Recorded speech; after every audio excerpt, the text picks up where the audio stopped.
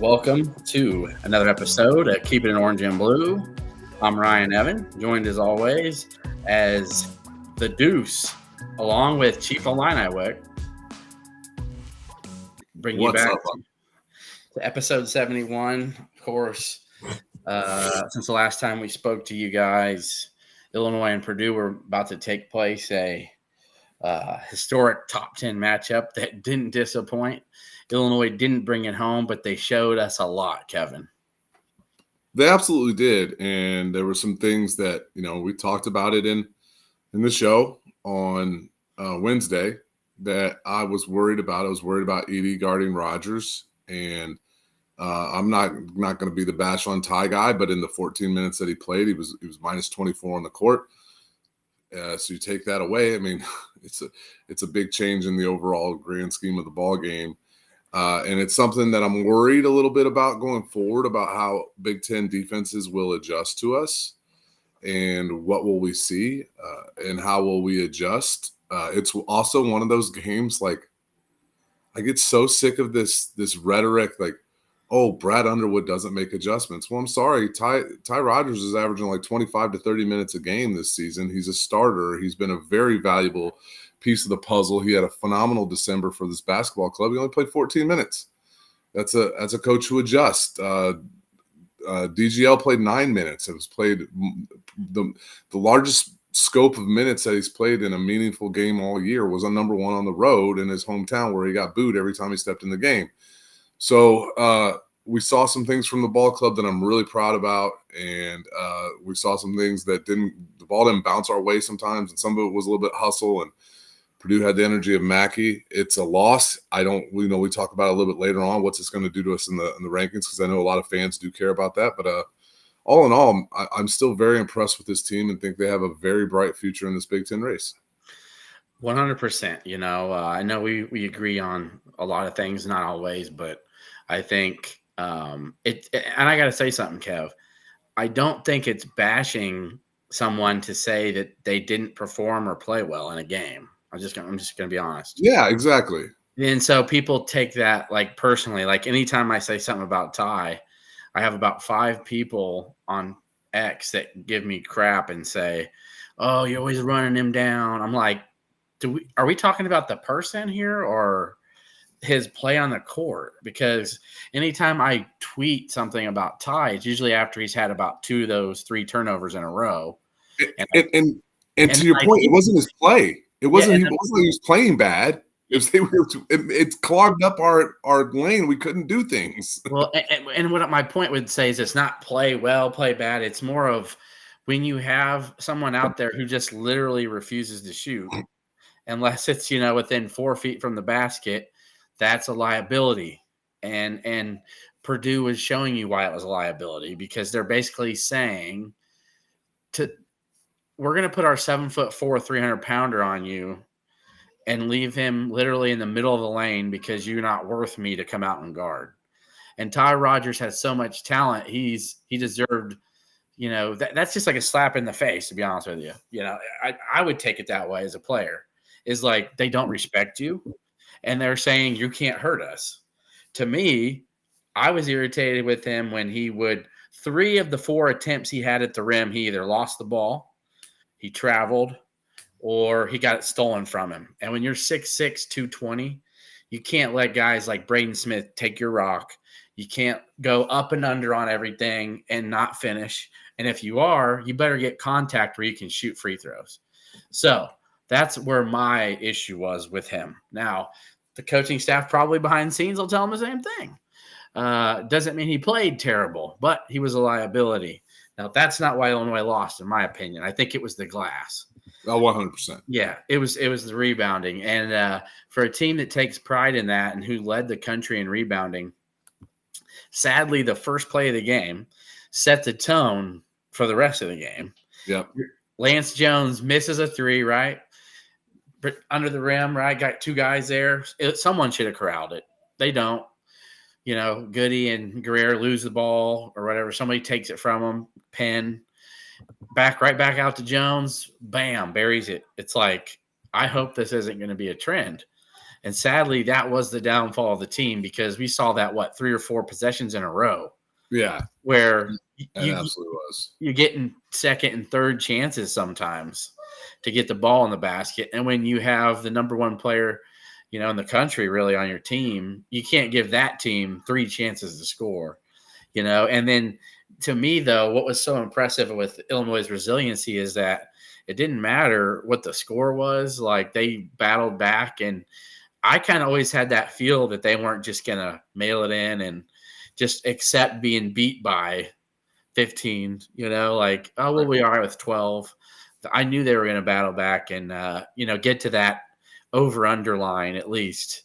And they covered, but I think they had a chance, more importantly, with a steal there at the end of the game to possibly tie the game. And Marcus Damask, what can't you say about him, Kev? I mean, not only just, he's got the 26 points. I think it was probably a season high in field goal attempts, and we needed it. I was pleased the team didn't take a whole bunch of threes, and we really tried to work the twos, and that was a lot of Damask, a lot of Guerrier. But man, I mean, and he's still distributing the ball. I mean, he had five or six assists, I think, again. He had 11 a couple games ago. He had the 32 and 6 and 5 against Northwestern. So not only is he scoring and he's leading the team in field goal attempts, but he's also distributing the basketball, which is huge because that's how you keep cohesion on a basketball team. And we got more than we thought. I mean, you and I were both very high on him when he came and decided to play at Illinois, from Southern Illinois. I don't think we were expecting this. I don't think that this guy. I don't know what his numbers were like in the Rutgers game, but he's got 32 and 26 in his last 2 conference games.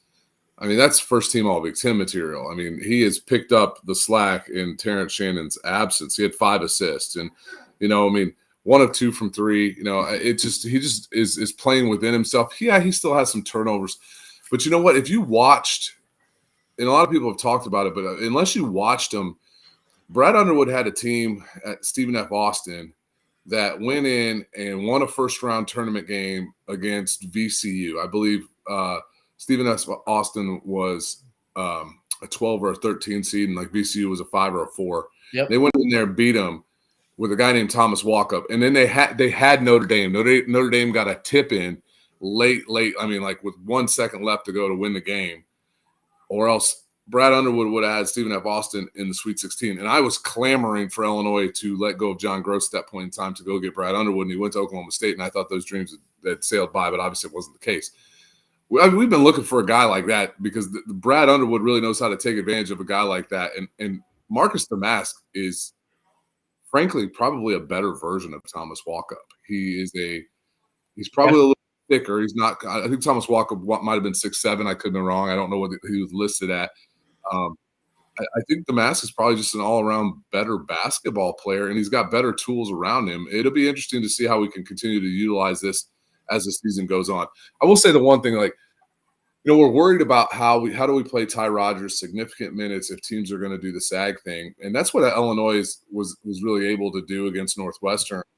Illinois is able to do it on defense against any post player that doesn't really present a post-up scoring threat. Then it gives Coleman Hawkins so much more flexibility, especially like teams love to put their bigs in pick and rolls. And normally what happens is with Ty Rodgers on the floor and you put a big in a pick and roll is we have a 6'6" guy, 6'7" guy with really long arms and really great athleticism guarding a 6'1" guy trying to make the lob or the overhead pass to dump down. And it makes it really much more difficult. I don't think there's going to be a lot of teams that are going to now listen. There's guys, they're going to be able to. I mean, you got Julian Reese on Ty Rodgers. I mean, I just think about the other posts in the Big Ten. What's Michigan State going to do? How are they going to guard that? Are they going to sag off and use a help defender? There's potential there, but there's also I have confidence that Brad Underwood will find a way to take advantage of that on the offensive end. The challenge is that Ty Rodgers is one of our best defenders, and there's no denying that. So it's a quandary that Illinois is going to have to figure out because the blueprint's been out there about how to shake up our offense when Ty's on the floor. I do think that Ty can pull up and hit a 15-footer. He's something like 10 for his last 12 from the free throw line, 9 for 11. He can do that. Maybe even we've seen practice where he hits a three. It's not necessarily he's got to make it. He's just got to put a little bit of fear of God in him that he's willing to take it, and you can get guys to creep out against you a little bit more. And lastly is if you're going to put a bigger big on him, there's not many guys that he can't like take a hard drive on and induce a foul out of. Edey's got this miraculous way of just staying very vertical and bodying guys and forcing them into turnovers like he did Guerrier in the early part of the game. So I will say this, one thing that happened to us that has me a little bit concerned from a defensive standpoint, and this goes back to Damask and Goody, is we hadn't really seen it all year. Is we got put like Braden Smith took advantage of us early when we got some switches on those and beat us off the dribble a little bit. We were able to neutralize that with Boo Buie because we weren't really worried about Nicholson as a scoring threat or Bruger or whatever that other guy's name is. But it'll be interesting to see how Illinois handles Tyson Walker on Thursday night. Because Braden Smith was able to get open and get some shots, but we were able to force them into some turnovers late. So all in all, I'm very happy with where this team is. If you'd have told me a month ago that we had to go play Purdue without Terrence Shannon in Mackey, I think we lose by 20. So, and Gene makes a point here, and I'd seen other people mentioning it. So if you're going to have someone play Ty like that, the best way is to set really good screens out there.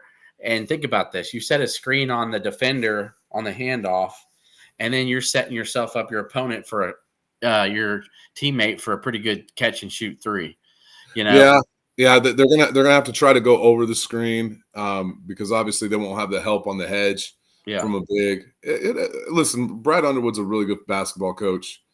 He's got 4 or 5 days to figure this thing out, and he'll make some adjustments. I'm confident in that. And I think we both agree to that. But also, I must say, Luke Goody bringing his A game from deep. I think that was great to see him. He enjoys going to West Lafayette. If you remember last year, he had a good game. Yeah, he hit a couple big threes late. One was really tough. Yeah. So almost like a 30-footer. Yeah, and then he felt comfortable. When you're pulling the arrow out, I think feeling good. And then, of course, Quincy Guerrier, I think, is showing you who he's going to be. And while Shannon's out, I think he has to be that guy. He has to be Robin with Marcus Damask. Yeah. And they've carried the load scoring. And, I think there's going to be moments, too, where Coleman Hawkins, has 15 to 18 points. He's shown that multiple times a game. So, but one thing late in the game, and I tweeted about it, I think you probably agree. Yes, Sean, thank you very much. Northwestern beat Michigan State.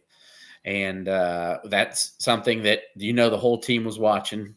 Yep. And we're going to get to the preview of Michigan State here in a moment. But I expected nothing less from Northwestern after getting spanked in Champaign. You got to come back with some pride and at least put up a fight, and they ended up, winning pretty easily there tonight. So I was a little disappointed. Illinois was carting on to 5, 6, 7, and Damask is getting hounded up there, Kev. And he hit Coleman Hawkins twice at the top of the key, and he's pump faking. It's like I would have loved to see him just pull the trigger, man. You got a minute left. Why are we pump faking to try to get someone else a good shot? Like you're killing. He is a very unselfish player on the offensive end, and sometimes to a detriment. Yeah, and again, this isn't slander. It's not ripping someone's ass. It's just saying that when time and space and time and score, and you're a senior and you worked your ass off to get down to that point of the game, you don't have 10, 15 seconds to figure out who's going to get a better shot than what you got. You gotta shoot it. And I would have loved to seen Coleman shoot it because he had already made a couple, So other than that, I was pleased with the team's resilience. I think they showed you that they are a good team, and they will be a good team without Shannon in the meantime. So we'll get to some of that Terrence Shannon a little bit later. People have questions. And listen, in the last 6 games, Coleman Hawkins is averaging about 14 points a game, 5 rebounds, 3 assists, over a steal a game, and a block a game. So he's contributing. He's never gonna be like. I think a lot of people want him to go get 18 and 10 rebounds, and he's not that 5. That's not who he is. He's going to contribute in so many different ways, and he is a menace on the defensive end. Some of the things we've talked about, anybody's got questions on it. Well, who missed it, I'll try to recap you momentarily. The lineup with Harmon works, but you need tight end for rebounding, which was huge Friday, the issue with rebounding. John Smith, I didn't think Illinois would win this game with or without TSJ. The possibility to split these games is still in play. True. Mm-hmm. Brian and Amy Giddish say, do you guys know what the latest plan for implementing Moretti is? And Purdue was able to expose our weakness at point. And we did mention the Ty Rogers plus-minus situation when he was in the game. I want to disagree with that slightly, is that Marcus Damask ended up running point for the majority of the second half, and he had 20 points in the second half. So it's a little bit like, yes, I mean, I'd love to get Moretti back, but like, really, the guy hasn't played in a month and a half. He hasn't played any meaningful minutes against a real team in college basketball.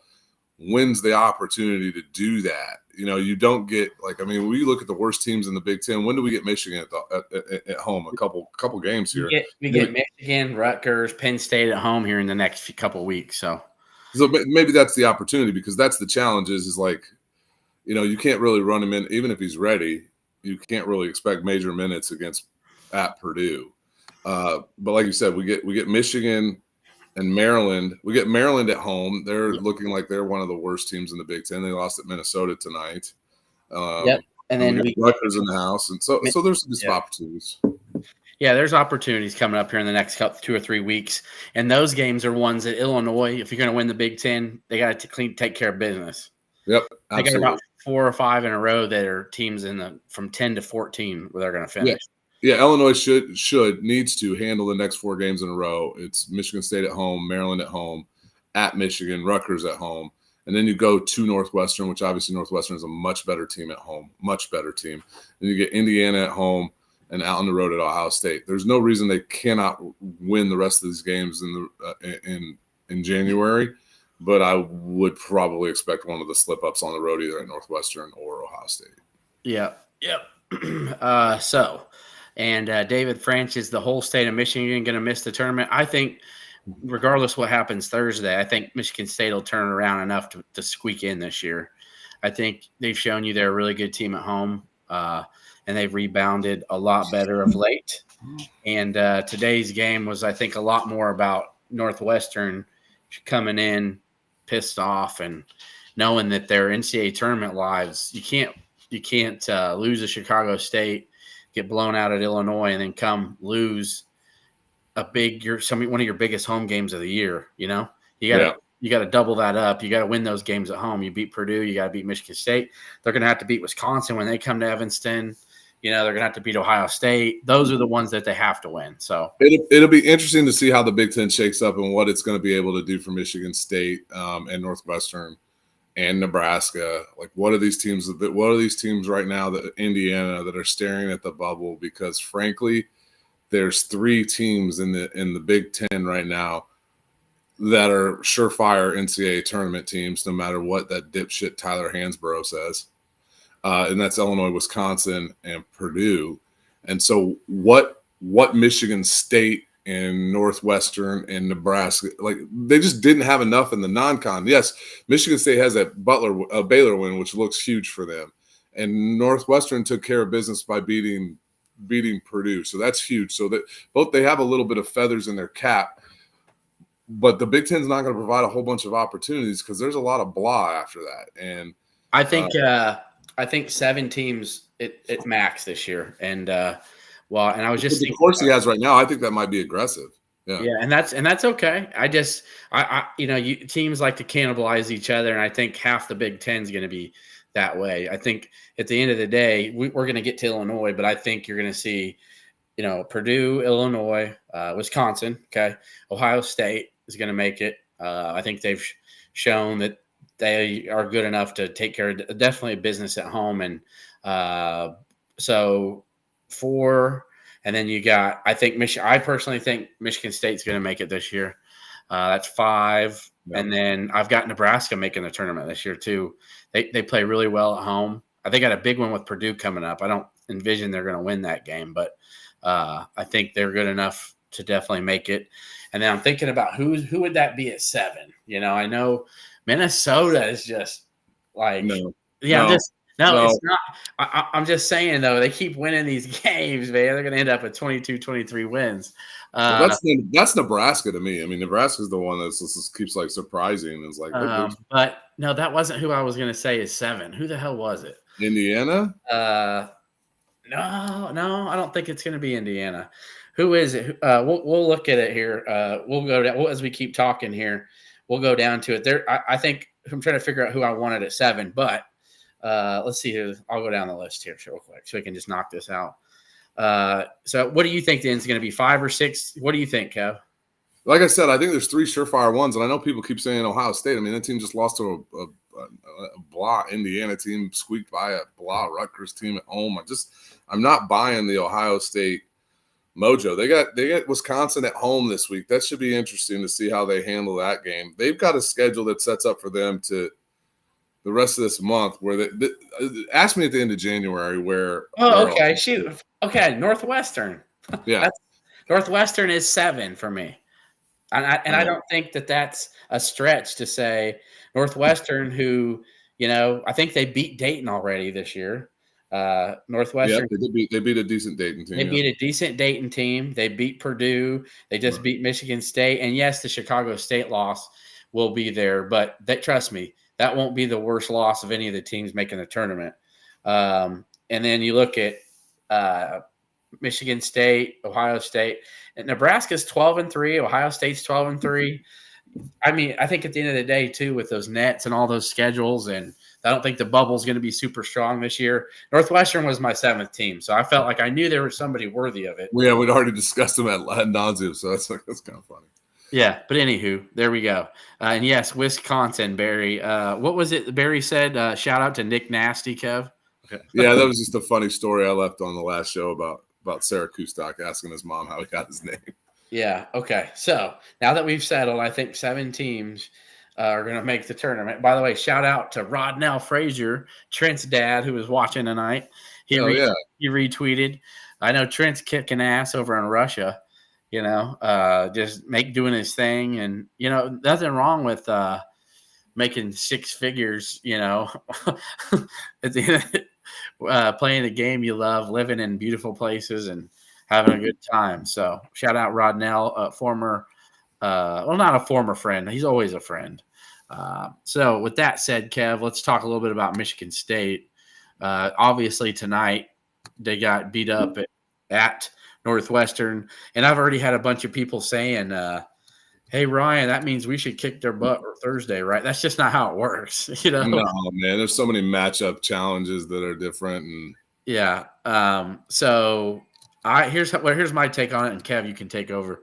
I think that just like Northwestern did after getting their ass handed to them by us, there's no way Tom Izzo isn't going to have those guys in hell this week. They're 1-3 in the Big Ten now, Kev. They're going to come to Champaign on Thursday.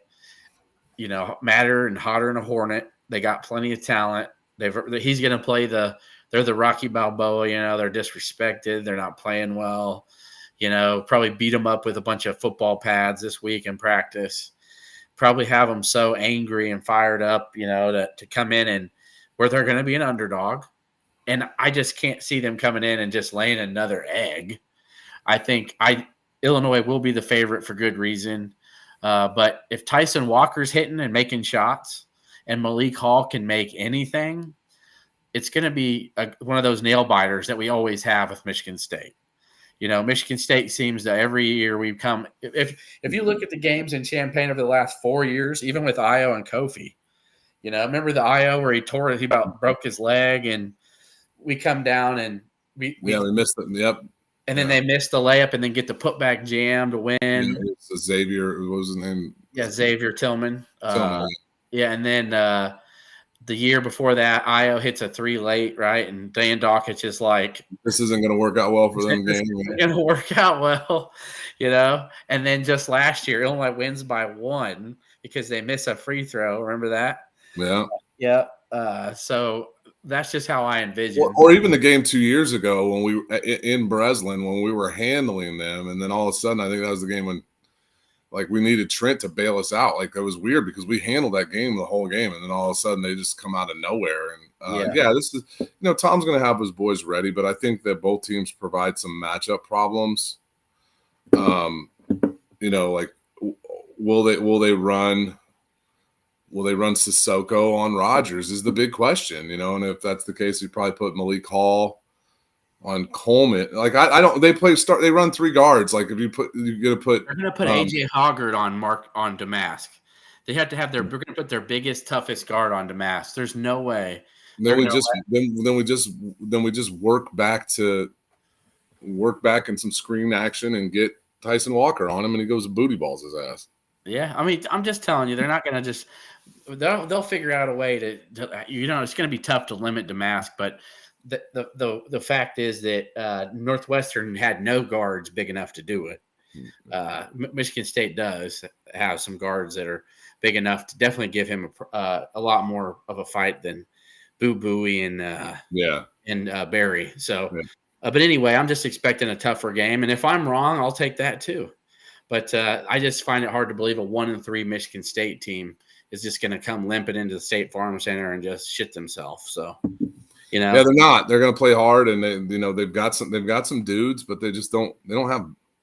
It's not. I think Illinois should be able to handle business in this one. Yeah, I mean, I'm picking them, no doubt. But people are. I think we're probably going to be about 6.5 point favorite. Yeah, people just think though because Michigan State's down and they got beat up bad tonight that Illinois is just going to win no matter what. It's like that's just not how it works. I wish it did. Yeah. So anyway, I think is what another reason is that you already know they're prepped for this game. They've got 4 days to watch. They watch tonight. They'll be ready all week. Plus, if you don't think Brad Underwood's putting them through hell drills of rebounding, you already know he's going to have them ready because he was embarrassed about how bad that was. And I think some of the rebounding in that game is that you look at what Edey did. He had played 23 minutes. He had 15 rebounds, and that like he changes a lot. I mean, you watch some of the box out structure that Illinois had, and he just changes things. He's just so big, and not a lot of other teams are going to have that ability to do that. I do agree with you. I do think Brad is going to bust their ass on rebounding. There was also one where the ball was on the floor, and I thought we should have had a guy get down and get on the floor and was trying to reach over and grab the ball. It might even have been the first one where they hit the 3. It's just one of those things that, Brad's got every right to jump in their ass about it, but I think it's a one-off because of the monster that Edey is. Yeah, and let me just tell you, GM White Sox, I don't want to bust your bubble, but that was an old Io story on Coleman's Instagram. Io doesn't have hair like that anymore if you really look at it. He's got long, dread type situation going. He had short hair. That was, I think, Io's sophomore year when the COVID, they had to wear masks. And they came into Northwestern and got a big win. And also Hawkins was there watching Brandon Lieb and supporting him in the Southern Illinois State game. Nice. He was in Bloomington watching that. But yeah, so I think Coleman's a hoop head, man. I think like he lives, eats, breathes, sleeps basketball. I really do. And he's never once fouled anybody, Kevin. No, he's not. He's never traveled. I mean, the one that was mind-boggling to me is like the way he reacted after he fouled Jones. Yeah, when he found Jones at the end of the first half, they gave him three points. I was fully expecting the replay to show that Coleman didn't touch him. I'm like, dude, you ran over the guy. Like, I appreciate the hustle, but like you ran over the guy. Like, what the chief behind you while he was laying on top of Lance Jones, and he was like smothering the dude. Like his back was on his face, and he was like, "Are you serious, ref? Like, what's the deal here, man? Like, I didn't have anywhere to land. It's like, oh goodness." Yeah. Yes, Sean. Quan Martin had an interception today for the Commanders against the Cowboys. Sadly, Sidney Brown tore his ACL for the Eagles today. Most likely, yeah. Most likely tore it. Yep. But, it is our show, so I got to do something real quick. Is like Jim White Sox here and Barry talking a little bit about the 2006 state championship football game, because that's where Nick Nasty got brought up, because Plano Dad was on the show last week chiming in. Yes, my brother caught a touchdown pass in that game, actually. My little brother was St. Joe's leading receiver that year. But Luke Graves was the wide receiver. Exactly. That's right. Isaiah Olson was the quarterback. St. Joe lost 47-42 in one of the best games that you ever want to watch. You can go watch it on YouTube if you want. But Luke Graves, my little brother's best friend, set a state record for receiving yards that game. It was a phenomenal game. And it broke a lot of tears after that one, because I thought my little brother was going to win a state championship. But it's also really cool to see my little brother catch a touchdown pass in Memorial Stadium, even if it wasn't high school. So. And those were dark days for Ron Zook's team. So yeah, that was right after Rutgers spanked them 33-0, I think. Well, it was 2006, so that would have been the year. I think they ended up we won at Michigan State, and there was a glimmer of hope, and then the next year ended up going to the Rose Bowl. So yeah, I was at the Indiana game where they blew that 18-point lead at home. Yeah. Zook's first game was crazy. Is like we beat Rutgers, and that was a really good Rutgers team with Brian Reynolds, Brian Leonard, and Ray Rice. So E.B. Halsey. Yeah. So Graves was a wrestler. He's a phenomenal wrestler and an unbelievable baseball player. I got to coach him in baseball. Shout out to my boy Luke. Love that kid. He's like a little brother to me. And Luke, if Luke was like 5'7", yeah, he's all-stater in baseball, all-stater in football, all-stater in wrestling. If Luke was a little bit taller than 5'7", I mean, he'd be playing professionally. I mean, the kid was I think he still holds some records at Kankakee Community College, like stolen bases or hits or something like that.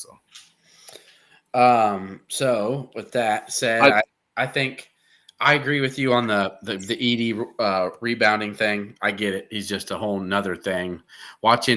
I just chuckled, even though, like when you're watching the game, you want your team to win and you're fired up and we're in it.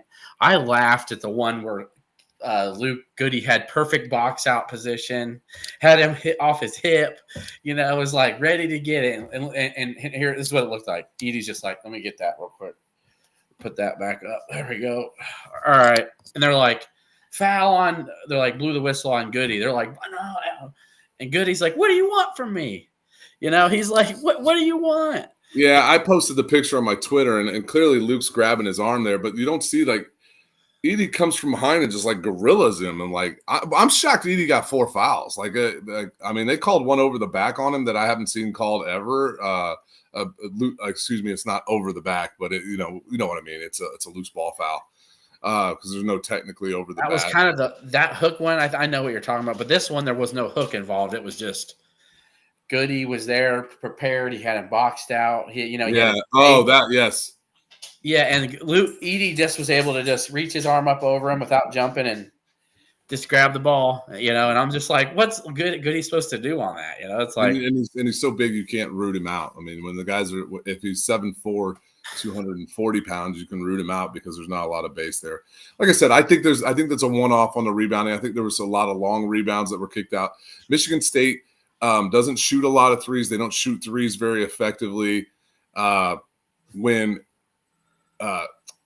and so Illinois is going to have, when they don't shoot threes effectively, Illinois is really able to guard them, is going to be able to hamper them down and slow them down.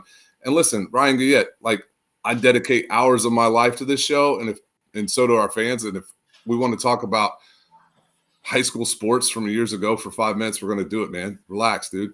It's all good. I don't know who Ryan's talking about. I thought he was saying somebody was on there shit talking. Maybe I blocked. No, he's mad that we're talking old high school sports. Who does he want me to block? I'm like, I don't know. I was gonna say, if there is someone who, guys, I think you might have access. If Kevin, you are too. If there's someone in there shit talking, I don't know. Or maybe I'm wrong. Maybe I'm wrong about that. You guys are able to. I thought he was mad about that, and if he's not, I'm sorry, Ryan. You guys are able to report people on the chats. I believe you can. I have blocked some people that I knew were on here, just running their gums about.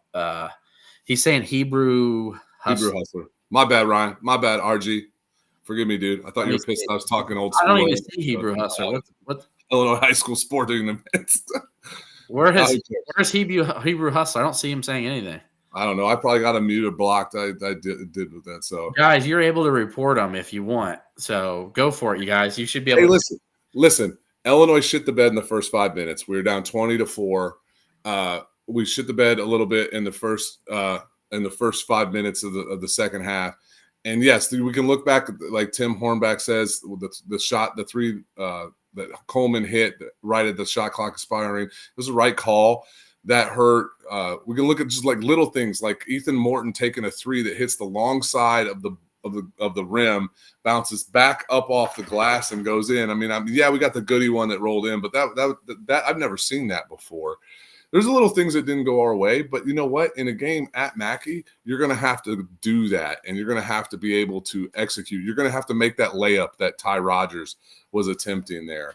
That you talked about, Ryan, where he lost the ball. He's going to have to be stronger when Braden Smith stripped the ball from him. By the way, I love Braden Smith. And by the way, I really like this Purdue team. I think this Purdue team is really good. Kaufman Wren really showed something.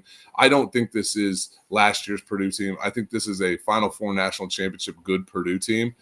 And we hung with them at their place without our best player. And we can start to talk about that. I know a lot of people have been asking, when are we getting TSJ back? I don't know, guys. Like, I know as much as you guys do. I think Ryan knows as much as you guys do. I will say this. I don't have a lot of faith that Terrence is going to play for us this year. But I will say this. This is the first time in my life I ever remember a player for Illinois getting charged with something. Officially charged, not accusations, charged with something. And there's constant hope from guys who are connected to the program, media credentials, other things. I constantly hear guys like Piper say, well, if we get Terrence Shannon, there's a modicum of hope. Yep. There's a modicum of hope. But I'll stand by this and I'll say it again. If Terrence Shannon didn't do this, I don't care about Illinois basketball. I care about him clearing his name.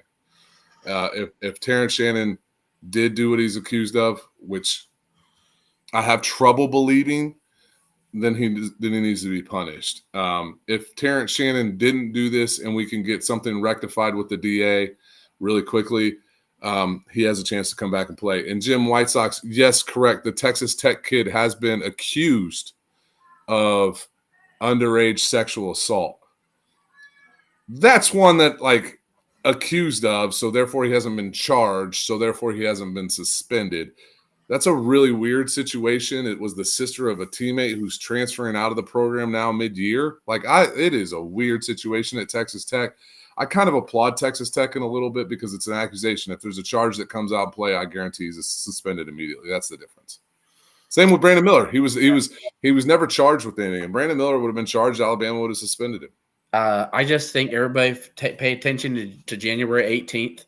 That's his court date. A lot more will be known after that. And we're trying to get a lot more done. But my understanding is people in Shannon's camp, his attorneys, his people on his side are trying to get something rectified before that date. Yep. And again, a lot of hope, a lot of optimism, more than most people who would have had that situation. And let me tell you, me and Kev, there's a reason it's Keeping It Orange and Blue. We would never come on here and be like, I just want to build false hope for people. No point in that. That's not what we do this show for. We try to keep people updated on the latest things, to talk about the latest things, and not just get on here and tell people what they want to hear or hope to hear. It's what we're hearing, and to try to keep you guys in the know. And that's why we do this show, because we enjoy it. And not everybody has the time to every day try to scroll through social media, or maybe some people don't want to buy a premium membership somewhere. So everybody doesn't have that time. And I know a lot of people get on here and listen because it keeps them updated for the week in between their games and their 10, 12-hour work days, and their 2-hour commute to and from work, where you can listen to this. So we appreciate you guys, and that's why we do it. I'm trying to think anything new going on. Any recruiting news with Fears? There's nothing new with the Fears camp and I've told you this, and I will let you know the moment I hear something different. Illinois has been the favorite, is the favorite, and until I hear something new about Jeremiah Fears not being a heavy Illinois lean, I will let you know that, Jim. Yeah, I from the people that, like, Ryan's got really good connections here, and I have connections with these folks, but by proxy of Ryan, they talk to the Fears family. So first off, he was supposed to commit on January 13th. That was an announcement that was made a few months back. There were a couple things that have delayed that announcement. Number one, I think that announcement was going to come into play if he reclassed to 2024. He since is going to stay. He's not going to reclass. He's going to stay in 2025, which I think for almost all guards is a good decision. So that was going to push the date back, and then furthermore, his brother got shot, and so we're praying for the family and quick healing for Jeremy, and hope he's okay there. But we're still in a really good spot there. Another guy to keep an eye on, and if you follow our guy Ryan Ferran, R4An23 on Twitter, is this Alex Alston kid, 6'8", sharpshooter. It sounds like it might be a dogfight with us in Indiana. But he's a 2025 kid from Kenwood Academy, 6'8", really good ball player, so that's exciting. Oh, goodness. So now the final topic of the night before we do some final thoughts and maybe some brief recruiting stuff. But is Illinois top 10 worthy? I'm going to go ahead and say yes for now. I think you got to beat Michigan State Thursday, take care of business against Maryland. You're 4-1 in the Big Ten. I think you dominate a good Northwestern team, which I think they showed you tonight. I think they're an NCAA tournament team. Mm-hmm. And then you go play at one of the toughest environments in college basketball, if not the toughest, and you give them a dogfight. And at the end of the day, while this is the last time I'm going to say it, without Terrence Shannon Jr., yes, it's as if right now, until he comes back, this is who Illinois is. So if Illinois can beat Northwestern by 30 without Terrence Shannon Jr., you got to take going to number 1 Purdue and losing however you lose this is who they are. So I don't really want to say without Terrence Shannon Jr. anymore, in my opinion, because then you're starting to maybe take away from who this team is. And I think they have to have their own identity now, and they can't assume that Terrence Shannon's coming back. So I'm not burying that, because I still think there's a really good chance that he comes back at some point. But he's not, and we don't have a date yet. So this is who Illinois is. So I'm proud of how they played. They should be proud of how they played. Illinois fans should be. They should be super hopeful, and to say we're seeing a trend here of who this team is now, how they're constructed. 30-point win over FDU, 30-point win over Northwestern, 5-point loss at the number 1 team in the country. To me, does that sound like a quality team? Yeah, it sounds like a top 15 team. Yeah, and that leads to David in the polls tomorrow. I think they're probably closer to a top 10 team than just sitting. I mean, I think they are. I'm going to put a tweet out, Kev, and I'll let you take it from here. I think Illinois is going to end up 11 or 12 in the poll tomorrow. Yeah, because 12 and 13 both lost. And I don't think anybody from 14 or 15 all the way to 9 they didn't do anything enough to jump that was more impressive than what Illinois did this week. Yeah, I agree. Duke is playing really well. They might move in front of us. Marquette lost. So there's some things that are happening to the overall scope of the resume that are a little bit concerning. FAU lost again. They lost to Charlotte. I don't think that's a very good Charlotte team. I mean, they're 7. Charlotte's like 8-7. They're going to drop out of the polls. I don't think they'll drop out of the polls, but they're going to be up in the 20s. They're probably going to be 23 to 25. It's just a really strange resume team. I mean, when you look at FAU, you beat Arizona, and they beat a good Texas Tech team. I mean, a Texas A&M team. Yeah, beat Butler. They beat a Butler team who just battled UConn. Tough. Yeah. Like, they've got good wins, so they're going to make the tournament. They're not going to be a top 5, 6 seed, though, now. They're probably going to be an 8, 9 again. God, I forbid for anybody to want to play them at 8, 9. Yeah, I know. I was about to say, or the 1 seed. And then, and their win over Arizona is a little bit stymied, because then Arizona turns around and loses to an average Stanford team. And then Marquette has been stubbing their toe left and right. I mean, Marquette better thank their lucky stars they played us when they did. But the fact of the matter is Marquette probably falls to 15 or 16, and then that puts Illinois' losses at number 1, number 5, and number 16. It's still, we have 0 bad losses on the resume. We need to keep it that way. But I'm not like the polls are fun. I like just staying in the top 25, because staying in the top 25 keeps you relevant. Gary Parrish dropped us to number 9 on top 25 and 1. I mean, that's where we were in the AP polls. And I think there's some guys out there like SL Greenberg maybe realizes that this team is as it's currently constructed, a really good basketball team, better than he gave him credit for. 100%. I think they're going to stay, like I said, in the top 11 or 12. And maybe they might squeak there at 10. Arizona won, was pretty convincing this week. And then Oklahoma won against Iowa State yesterday, and they're number 11. So I think probably 11 or 12, but 10 is possible. So, again, I think they're worthy of a 10 spot, but you already know how the voters – there are guys that don't even watch games. So yeah, they'll just see the Illinois lost a game to Purdue and not vote, period. So with that said, I'm trying to think before we get to final thoughts. I think, how about this? A big-time tight end commit, Kevin, to Illinois. Cole Rusk, Murray State All-American, FCS All-American committed to Illinois. How big is that to you for next year's squad? Losing Tip Ryman. I know you still have Tanner Arkin, Henry Boyer, and Griffin Moore. I think Griffin Moore has one more year of eligibility, right? You can use a COVID year this last year. So I'm thinking he's going to use it. But adding a guy like that, a dynamic pass catcher who's from the state of Illinois, I think that's quality to have another piece there at tight end. Yeah, I agree. I really like the pickup. But at the same time, I was really excited about the pickup of Tanner Arkin at this point last year. And just really didn't see it. I mean, it's a great depth piece, and it creates some competition in that room, which Illinois desperately needs with Tip going pro. I hope Tip makes a roster. I really do. I think the world of the guy. It's a little befuddling to me. I think he could have used another year, but he's not a dumb dude.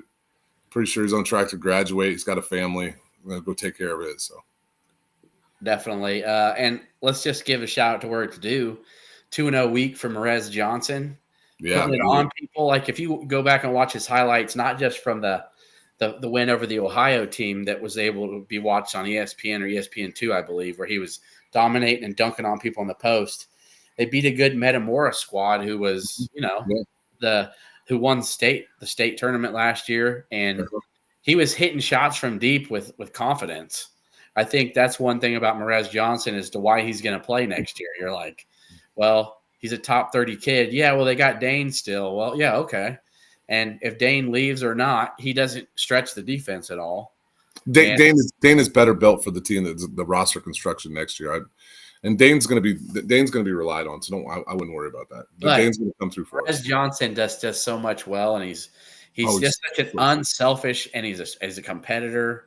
He's an everyday guy, Kev. Yep.